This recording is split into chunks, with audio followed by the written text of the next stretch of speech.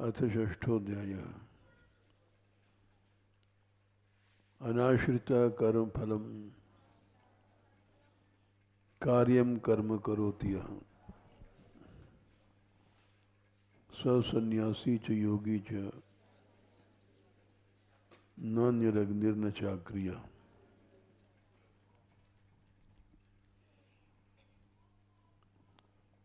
बीच में उपनिषद चल पड़े हैं, क्योंकि एक ज्ञान कांड है वेद का, और भगवान ने कहा है सर्वम कर्माखिलम पार्थ ज्ञाने परिसमाप्यते। सबकी समाप्ति ज्ञान में ही होती है, और वो चरम है, लक्ष्य है। ज्ञानाग्नि सर्वकर्माणि भस्मसात् कुरुते अर्जुन। ज्ञान ही वो अग्नि है जो हमारे सब कर्मों को जला देगी,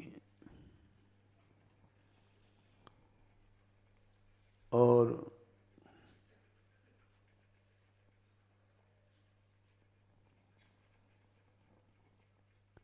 नहीं ज्ञानेन सदृशम पवित्रम यही विद्यते। उसके समान पवित्र कोई नहीं है।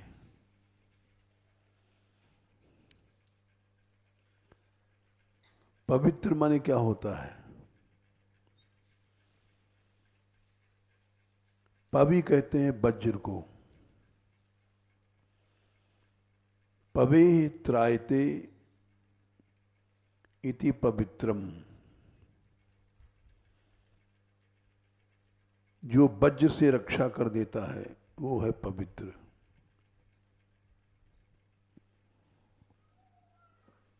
वज्र क्या है? कठोर वस्तु, पाप आदि, अधर्म आदि कठोर वस्तुओं को पवि कहा गया।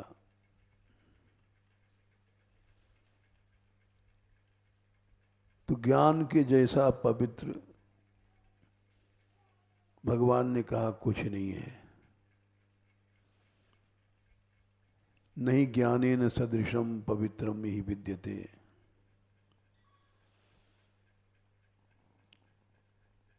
सभी योग, सभी जितने योग हैं उनका फल है तत्स्वयं योग संसिद्ध कालेन आत्मनि बिंदति। चाहे मंत्र योग, लय योग, ज्ञान योग, कोई योग है, समाधि योग, सबकी सिद्धि ज्ञान में होती है।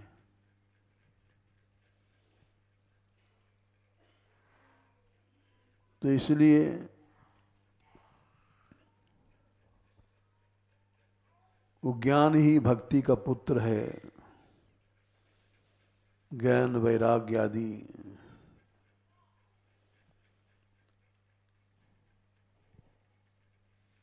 इसलिए ज्ञान से मतलब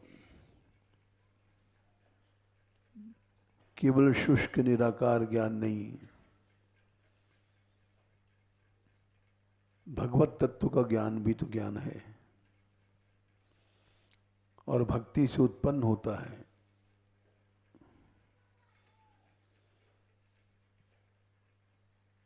भगवान ने स्वयं कहा है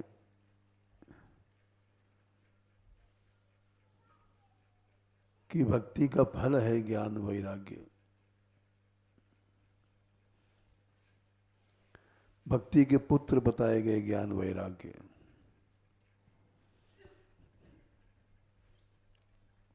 जिस ज्ञान का खंडन किया जाता है भक्ति शून्य ज्ञान है।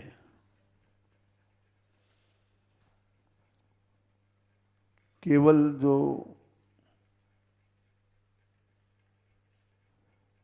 सरस हृदय भक्ति पक्ष छोड़ करके चलते हैं, उनका खंडन है, उनका शुष्क ज्ञान है, उसमें कष्ट ही कष्ट है। ब्रह्मा जी ने कहा ज्ञाने प्रयासम उद्पास्य नमन्त एव जीवंति सन्मुखरताम भवदी वार्ताम।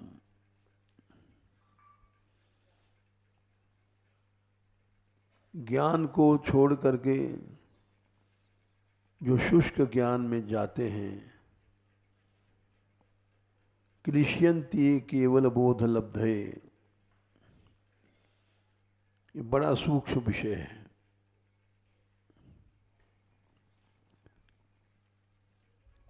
ज्ञान का खंडन किया ब्रह्मा जी ने,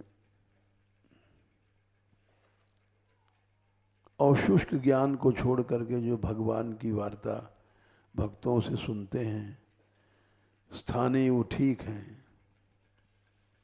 स्थाने स्थिता श्रुतिगताम तनुवांग मनोभिरीय प्रायशो अजित जितोप्यस्य तैस्त्रिलोक्याम। दशम स्कंद के 14वें अध्याय में ब्रह्मा जी ने स्तुति में कहा है, वे लोग आपको जीत लेते हैं जो ज्ञान को छोड़ करके केवल आपकी वार्ता सुनते हैं, यानी आपकी लीला कथा। भक्ति श्रेय सुतुम भक्ति मुदस्यते विभो। श्रेय का, कल्याण का वास्तविक मार्ग तो भक्ति ही है। भक्ति शून्य ज्ञान कष्ट है।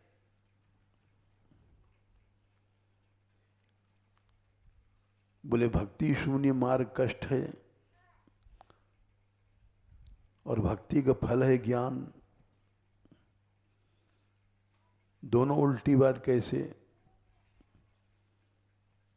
प्रथम स्कंध अध्याय 2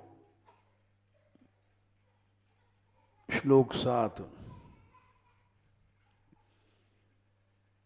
वासुदेवे भगवती भक्ति योग प्रयोजितः जन्यत्याशु वैराग्यम ज्ञानम च यदहितुकम। भगवान वासुदेव में भक्ति की गई तो उससे ज्ञान वैराग्य अपने आप पैदा होता है। ये बात कई बार कही गई है। 1:2/7 और फिर यही श्लोक 1:32 बटे नहीं 3:32 बटे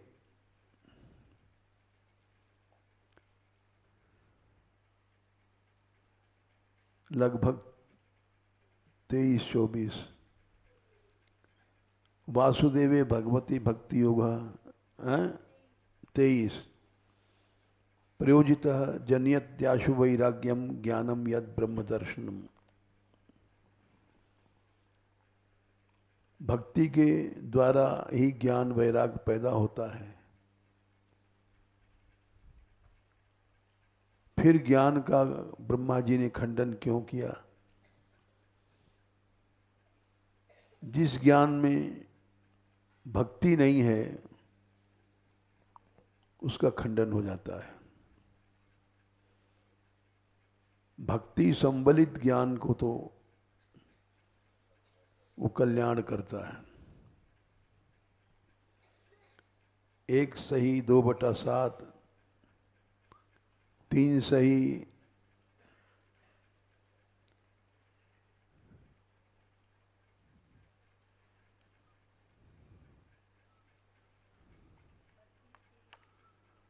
32/23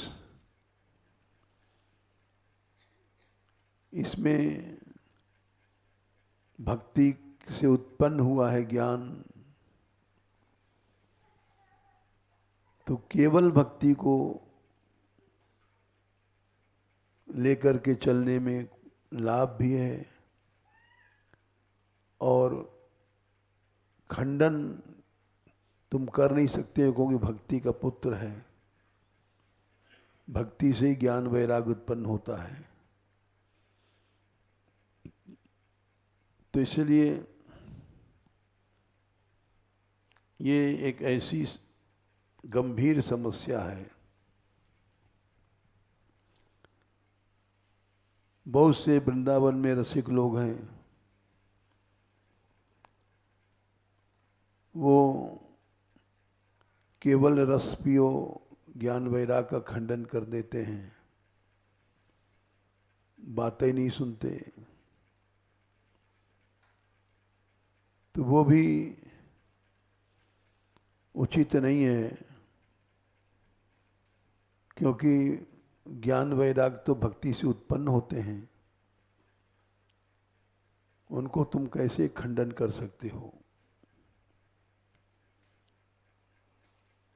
इसलिए समन्वय का सिद्धांत लेके चलना चाहिए। भक्ति संवलित ज्ञान श्रेय कल्याणकारक है। उपनिषदों में भी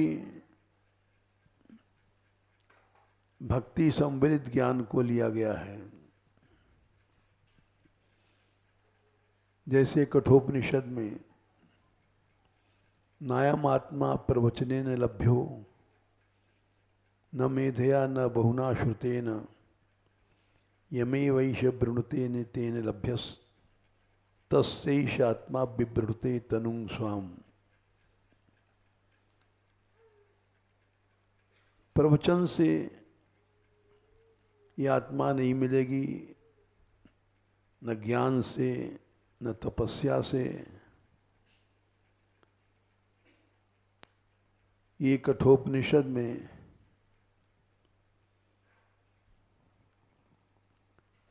कहा गया है, यमे वैश वृणुते तेन लभ्यस। भक्ति से ही मिलता है भगवान, जगह जगह कहा गया है। अणोरणीयान महतो मह्यान आत्मा से जंतुर निहितो गुहायाम तमक्रतु पश्यति वीत शोको धातु प्रसादान महिमान महात्मना। ये कठोपनिषद में मंत्र मिलता है और मुंडक में भी मिलता है।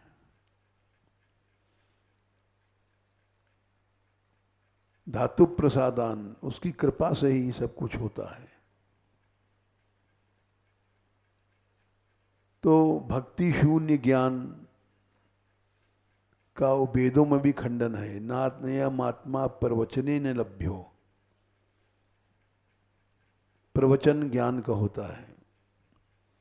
न मेधया, न तीव्र बुद्धि से, न बहुश्रुत से। जिसको वर्ण कर लेगा यानी अपनी कृपा से मिलता है। ये बार बार बात कही गई, यो ब्रह्मांडम विदधाति पूर्वम, मुंडक श्रुति। जिसने ब्रह्मा को उत्पन्न किया, यो वै वेदांश परिणोति तस्मै, और चतुश्लोकी से ब्रह्मा को ज्ञान दिया। तम ह देवात्म बुद्धि प्रकाशम, उस समस्त देवताओं की आत्मा की बुद्धि का प्रकाशक है। मुमुक्षुर्वै शरणमहं प्रपद्ये, केवल उसकी शरण में चले जाओ, मुमुक्ष छूटना चाहते हो। तो एक तो शुष्क ज्ञान भक्ति को छोड़कर जो चलते हैं, वे ज्ञानी वानी कुछ नहीं हैं, केवल क्लेश के अधिकारी हैं। क्लिश्यन्ति ये केवल बोध लब्धे। लेकिन जो भक्ति को लेके चलते हैं वो वास्तविक ज्ञानी हैं।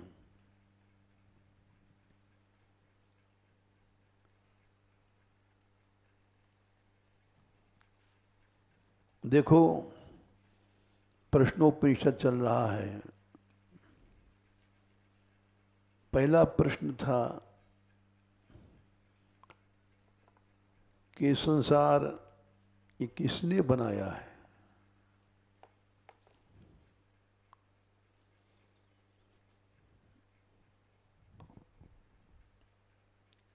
एक साल तक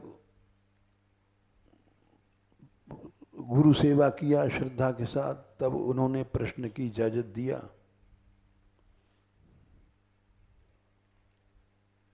तो उत्तर मिला, प्रजापति भगवान ने बनाया रई और प्राण से। ये प्राण क्या है? जीवनी शक्ति, चेतना। भूतानामस्मि चेतना। रई क्या है? आकृति और शक्ति। आकृति और शक्ति में चेतना घुसी, संसार बन गया। जैसे बिजली का तार दौड़ रहा है, इसमें करंट आ गया तो तमाम काम होने लग गए। पंखा चलने लग गया, लट्टू जलने लग गया, प्रकाश होने लग गया, हीटर चलने लग गया। तो एक उदाहरण दे रहे हैं, चेतना जो है वो विद्युत है, और आकार और शक्ति ये रई है। बल्ब आकार है, रॉड आकार है, हीटर शक्ति है। रई और प्राण परमात्मा ने बनाया। ये पहले प्रश्न का उत्तर है, किसने बनाया। और संसार प्रजापति भगवान ने बनाया, और रई प्राण के द्वारा। सूर्य प्राण है, चंद्रमा रई है। सारी सृष्टि में इन्हीं का जोड़ा चल रहा है। काल में उत्तरायण प्राण है, दक्षिणायन रई है। महीने में कृष्ण पक्ष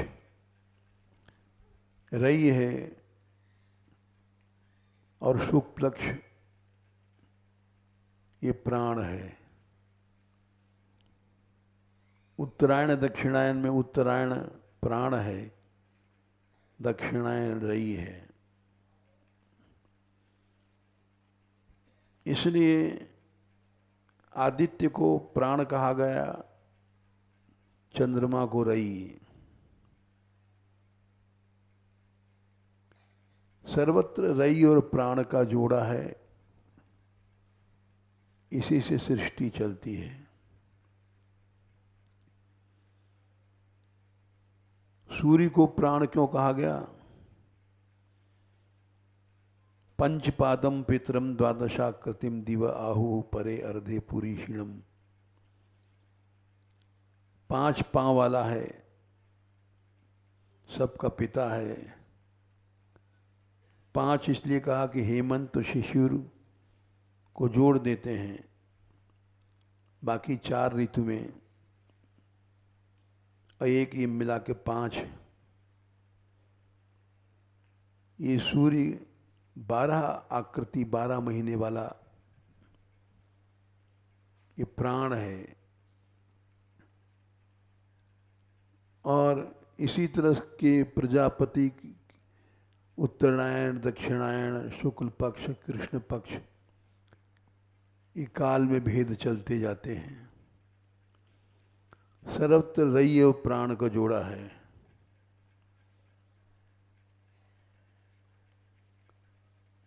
इस तरह से प्रजापति ने सृष्टि की रचना किया।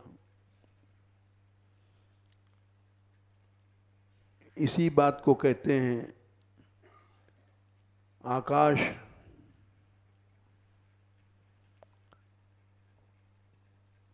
ये जो पंच तत्व हैं, ये 4 महाभूत धारक हैं और 14 प्रकाशक हैं।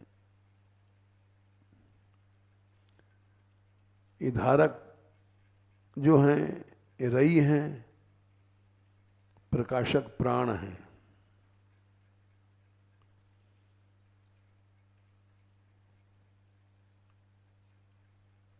वायु, अग्नि, जल, पृथ्वी ये शरीर को धारण करते हैं और सबका आधार प्राण आकाश है।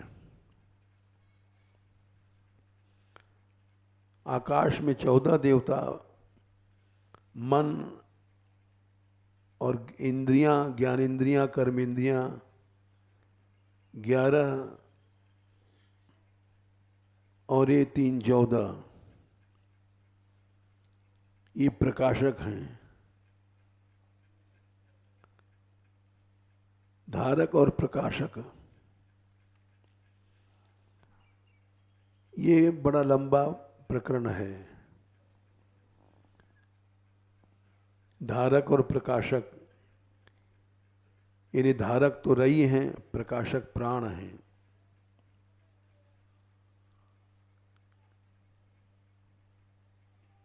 थोड़े में हम बता रहे हैं कि रई और प्राण का जो विभाग भेद किया गया वो कार्य की दृष्टि से, लेकिन अंत में बताएंगे कि रई भी भगवान है, प्राण भी भगवान है,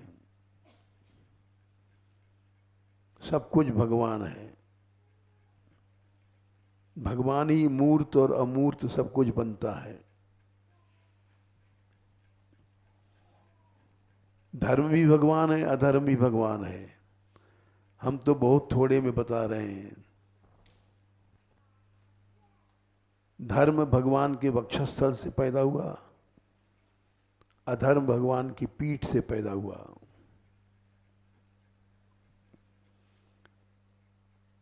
ये तामिश्र, अंधतामिश्र ये सब ब्रह्मा जी ने सृष्टि किया। राग भी भगवान, द्वेष भी भगवान, तामिश्र भी भगवान, अंधतामिश्र भी भगवान। ये सर्वश्रेष्ठ ज्ञान है। इसीलिए संसार में भगवान ने कहा जो दोनों से मुक्त है, ज्ञेय स नित्य सन्यासी, यो न द्वेष्टि न कांक्षति। 5/3 गीता। निर्द्वंद्व ही महाबाहो सुखम बंधात प्रमुच्यते। इतने बड़े उपनिषदों का सारांश हम बता रहे हैं, क्योंकि इतना विशाल साहित्य कौन पढ़ सकता है। राग द्वेष इनसे जो छूट गया वो नित्य सन्यासी है। छूट कैसे गया? बोले सब कुछ भगवान है। ये सारा संसार चतुश्लोकी में कहा गया है, अहमेवा समेवाग्रम वाग्रे नान्यम यद सत असत परम। ये भेद दिखाई पड़ रहा है सत और असत का, ये पहले नहीं था। पश्चात हम पीछे जो यद एतत् भेद दिखाई पड़ रहा है वो भी मैं ही हूं। पश्चात मन सृष्टि बनने के बाद यद एतत् यद दिखाई पड़ रहा है भेद, वो भी मैं ही हूं।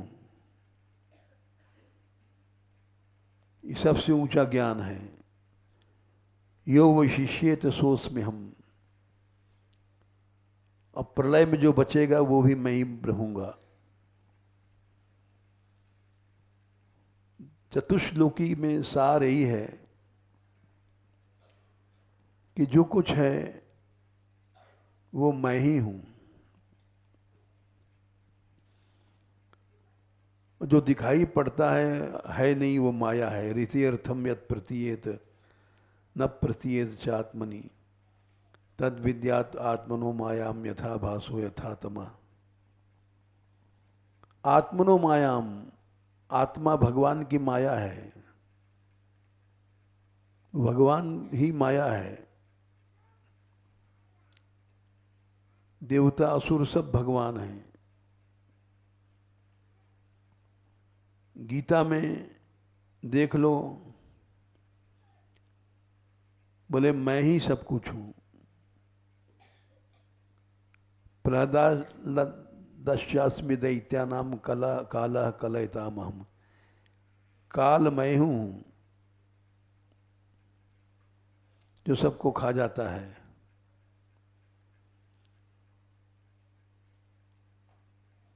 अक्षराणाम आकाश आकारोस्मि द्वंद्व सामासिकस्य च अहमेवाक्षयः कालो धाता अहम विश्वतो मुखः।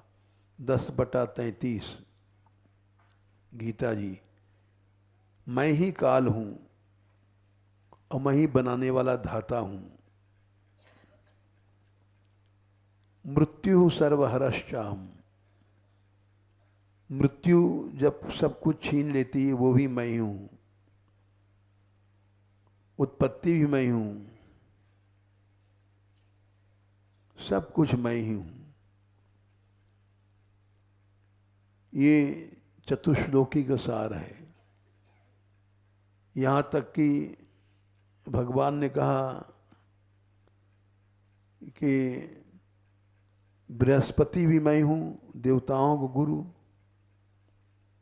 10/25 महर्षिणाम भृगुरहम गिराम अस्मि के अक्षरम। 10/24 पुरोधसाम च मुख्यम माम विद्धि माम बृहस्पतिम। बृहस्पति मैं ही हूं। 10/24 देवताओं का गुरु मैं ही हूं और असुरों का गुरु शुक्राचार्य मैं ही हूं। कवि नाम उष्णा कवि।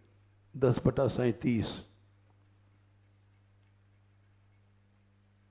10/24 भी भगवान है, 10/37 भी भगवान है। मैं ही शुक्राचार्य हूं, मैं ही बृहस्पति हूं। ये भागवत में भी कही गई है। 7वें स्कंद के शुरू में प्रश्न किया है कि भगवान देवताओं को पक्ष क्यों लेते हैं समान में होते हुए भी। बोले पक्ष नहीं लेते भगवान। सबका समय है। देवताओं का समय आता है तो भगवान धर्म का जो समय है देवताओं ऋषियों की वृद्धि कर देते हैं। अधर्म का समय आता है तो असुरों का पक्ष ले लेते हैं। भगवान तो समान है। ये बात 7वें स्कंद में समझाया है। सबसे शुरू में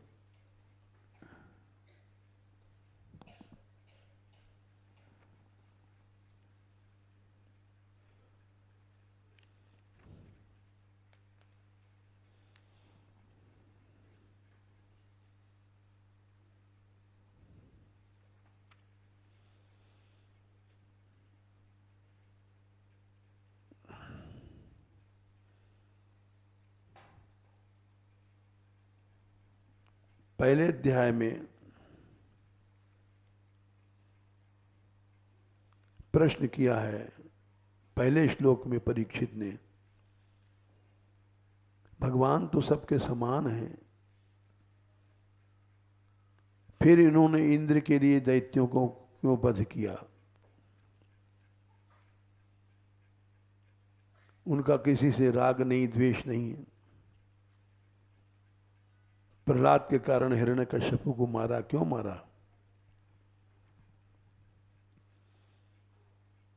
तो उत्तर देते हैं कि भगवान निर्गुण हैं, 1/6, 7 सही 1/6, माया के गुणों में प्रवेश करके बाध्य बाधकता भाव को प्राप्त हो जाते हैं।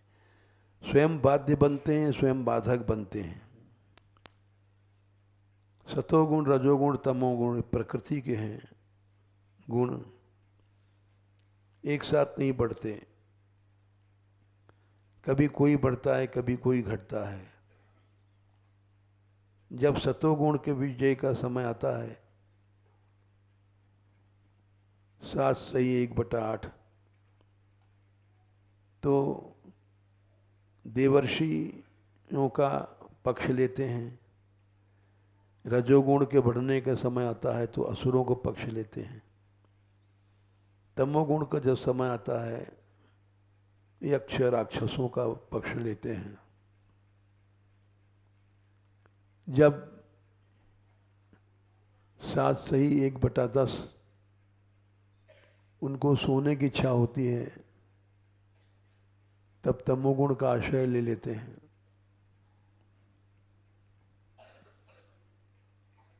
इसलिए अधर्म भी भगवान है, धर्म भी भगवान है, राग भी भगवान है, द्वेष भी भगवान है।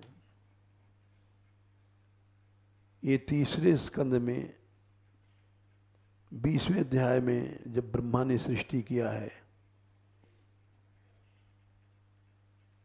तो अविद्या की 5 स्तंभों की राग द्वेष तामिस अंध तामिश्र की सृष्टि किया ब्रह्मा जी ने।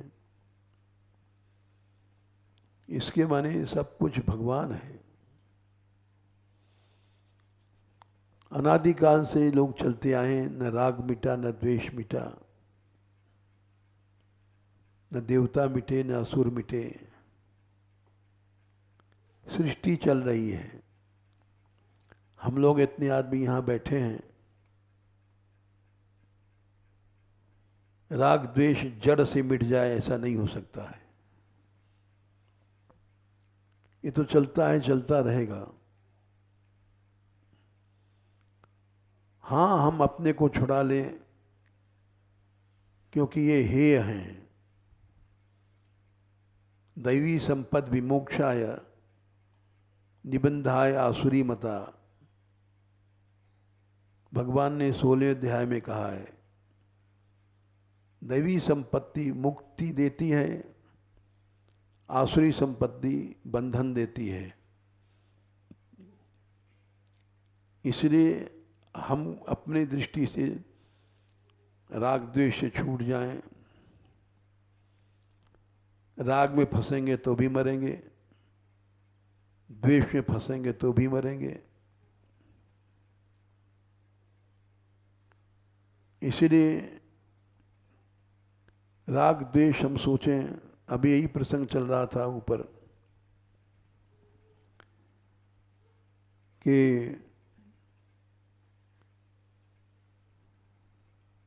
हमारे पास दंडोत करने गए नरसिंहदास, बात चल पड़ी प्रबंधकों की। किसी ने कहा यहाँ एकता नहीं है, प्रबंधकों में भी मतभेद क्यों है? तो हमने कहा ये प्रश्न ही गलत है। सृष्टि को हम तुम मिटा नहीं सकते, भेद को मिटा नहीं सकते। ये तो चलता है, चलता रहेगा।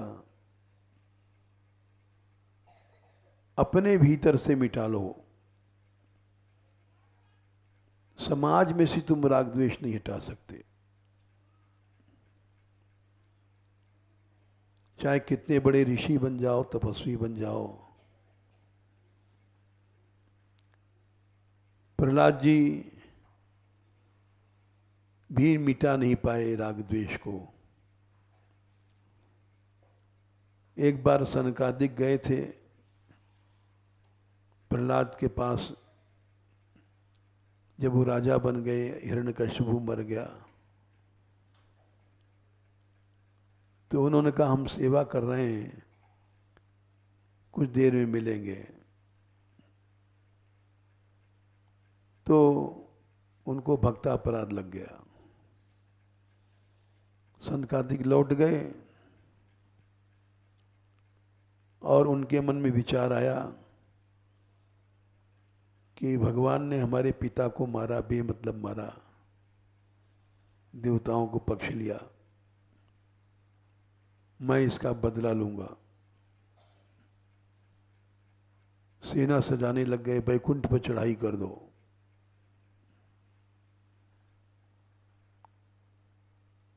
तो नारद जी को पता पड़ा कि उनका शिष्य बैकुंठ पर चढ़ाई करने वाला है, तो पहुंचे। नारद को गुरु मानते थे। गुरुदेव प्रणाम। बोले बेटा क्या हो रहा है? बोले गुरुदेव बैकुंठ पे चढ़ाई हो रही है। बोले क्यों? बोले हमारे पिता को बिना मतलब मार दिया उन्होंने, पक्ष लिया देवताओं का। तो नारद जी ने समझाया कि तुम्हारे पीछे तो मारा था, तुम बदला लेने की सोचते हो, सब कुछ भगवान है। तुम भूल गए प्रहलाद, जो हमने तुमको उपदेश दिया था और तुम असुर बालकों को सिखाते थे।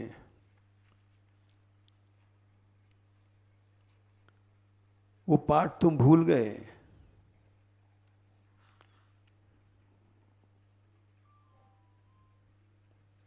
वो पाठ है कि तुम कहा करते थे, बच्चों को सिखाते थे, असुर बालकों को,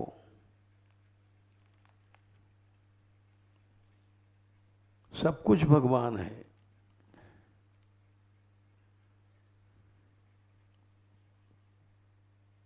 वो पाठ फिर से दोहराओ।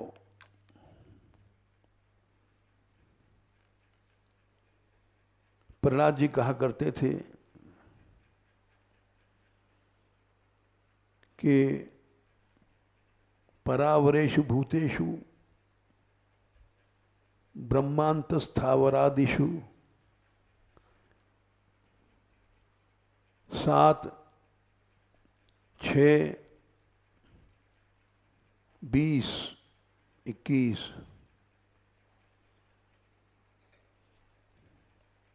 परावर भूत माने बड़े छोटे या अच्छे बुरे, ब्रह्मांत स्थावरादिशु, ब्रह्मा से लेकर के जड़ चीजों में, स्थावर कहते हैं जड़, ईंट पत्थर जड़ चीजों में, भौतिकेषु विकारेषु भूतेषु तो महत्सुचा,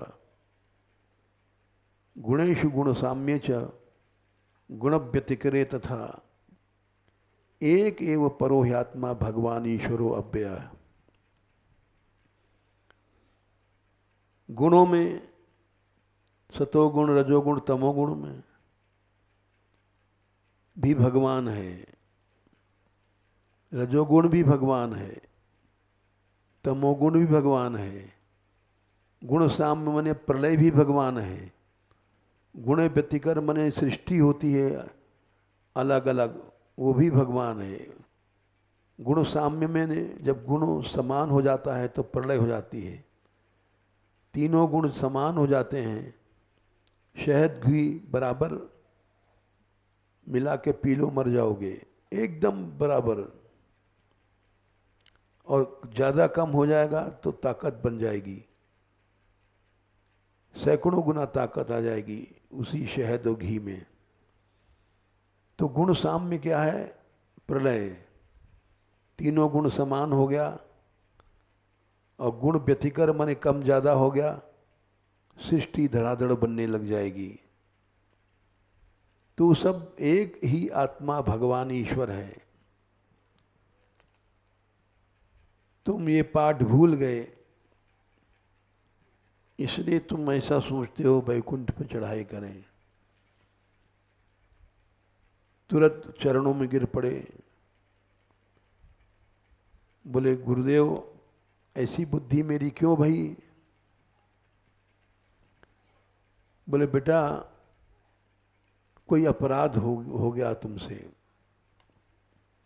सोचो।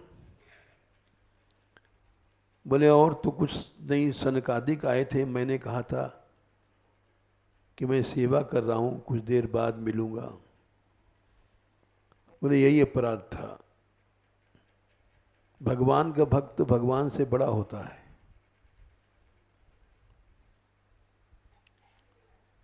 तो उन्होंने जाकर के क्षमा मांगी सनकादिक से,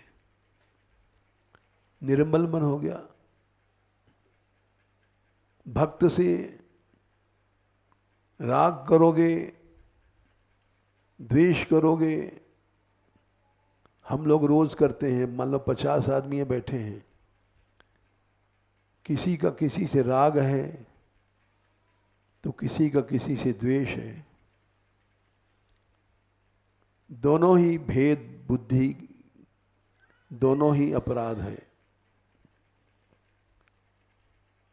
एक जगह राग हो गया, उसका पक्ष लेकर के दूसरी जगह द्वेष हो गया, भक्त अपराध हो गया। इसलिए भगवान ने कहा गेयः स नित्य सन्यासी यो न द्वेष्टि न कांक्षति निर्द्वंद्वो ही महाबाहो सुखम बंधात प्रमुच्यते। आराम से बंधन से छूट जाओगे, दोनों से छूट करके राग द्वेष से। तो हमने कहा कि भाई प्रबंधकों में एकता नहीं है। ये जो आदमी कहता है वो ठीक कहता है, लेकिन नहीं है, क्यों नहीं है, ये बात गलत है। ये तो सदा राग द्वेष चलता आया है, चलता रहेगा। मन समान रखना यही सच्ची भक्ति है। और ऐसा विवेक अस विवेक जब दे विधाता, ऐसा विवेक भगवान देता है, तब फिर उस समय मान समान हो जाता है। तो ये प्रश्नोपनिषद में सारा सारांश हमने बता दिया कि रई एक तरफ भगवान रई बनता है,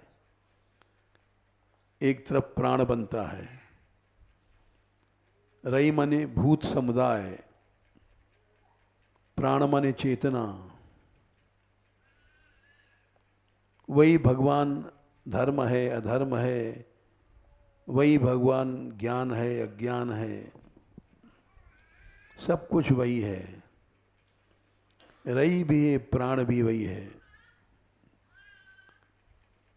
उस रई और प्राण का भेद सारे उसमें बताया गया कि प्राण परमात्मा है और वही धारक और प्रकाशक बनता है। जैसे मुंह और नाक में आँख और कान में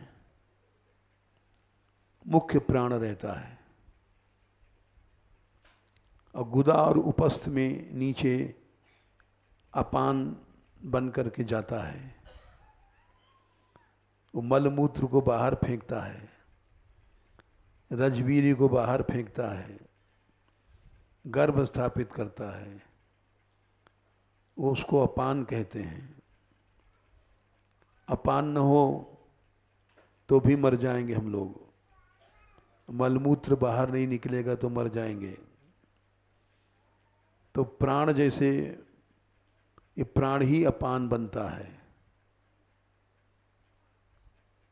और वही समान बनता है। नाभि में रहता है वो समान, मुख नासिका में रहने वाला मुख्य प्राण, गुदा और शिश्न में रहने वाला अपान, नाभि में रहने वाला समान है। ये सब अन्न की शक्ति को बराबर पहुंचाता है। तो एक ही प्राण 5 रूप से शरीर में काम करता है। सीधा काम भी वही करता है, उल्टा काम भी वही करता है, धारण भी वही करता है, प्रकाश भी वही करता है। उदान ऊपर की ओर ले जाता है। मनुष्य मरता है तो उदान सब वायु को समेट करके दूसरे शरीर में प्रवेश करता है। शरीरम यदवाप्नोति यच्चाप्युत्क्रामति ईश्वर गृहीत्वैतानि संयाति वायुर्गंधानि वाशयात्। 15वें अध्याय में 8वां श्लोक है या 9वां है। उदान वायु की सहायता से, जैसे साग बेचने वाला साइकिल में साग लेकर के गांव-गांव में घूमता है, फेरी वाला यहाँ सामान बेचा फिर उठा करके दुकान चल पड़ा, ऐसे जीव है। ये उदान वायु में सब समाइट करके गृहीत्वैतानि संयाति वायुर्गंधानि वाशयात्। ये सब जानने वाला ही ज्ञानी है कि सब थोड़ी देर के लिए हम लोग बैठे हैं, न किसी से राग ठीक है न किसी से द्वेष ठीक है, सब में समान रखना ही समत्वम योग उच्यते।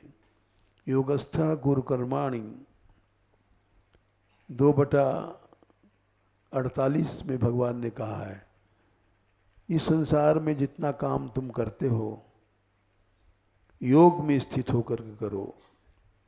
योगस्थः कुरु कर्माणि संगम त्यक्त्वा धनंजय। संग मने आसक्ति को छोड़ के चलो।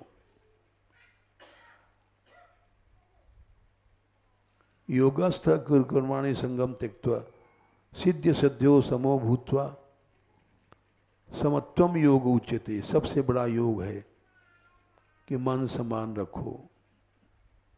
प्रश्नोपनिषद का सारांश ही। जय श्री राधे।